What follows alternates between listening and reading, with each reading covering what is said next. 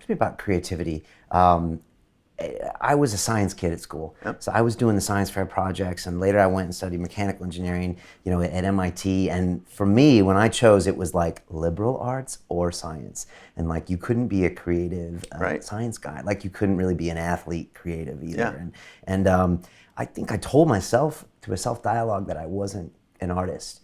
And yet you said that art is a subset of creativity, and I guess it's obvious to everyone we're all creative, but it's still... But it's not obvious, though. It's not obvious, right? That's okay. I don't know. Reveal. I just walked 10 minutes from giving this exact speech at the Virgin Disrupt conference at just down the street here, just a few minutes ago, and it's not obvious. We still haven't broken that stereotype. These people still use the idea of right brain, left brain, which is you might have an inclination towards something, but that's also this, like you might have an inclination towards classical music instead of punk rock. Everybody is creative. I mean, mechanical, like the wheel is mechanical engineering plus creativity. Electricity, that's electrical engineering plus creativity. That's why we can why these lights exist. The chairs that we're sitting, everything was a picture in someone's mind before it was a drawing, before it was made. And it was made, that's the act of creating. And so like it's literally everywhere around us, maybe so much so that it fades into the background. But it's like that's literally one of the reasons that Creative Live exists. That's one of the reasons that I've made it a personal mission to talk about this stuff, because imagine the things that we are missing in the world because people don't associate themselves or what they do with creativity, or I can't do that, or that's not like me, or I wish I could, or I'd love to change that. That's, again, part of the reason for Creative Live, part of the reason for my life journey.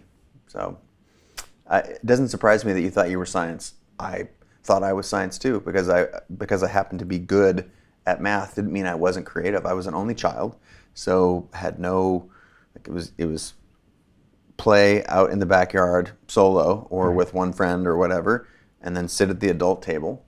And yet I got good grades and did fine in math and science because I was told, oh, you have aptitude, you should really do more of that.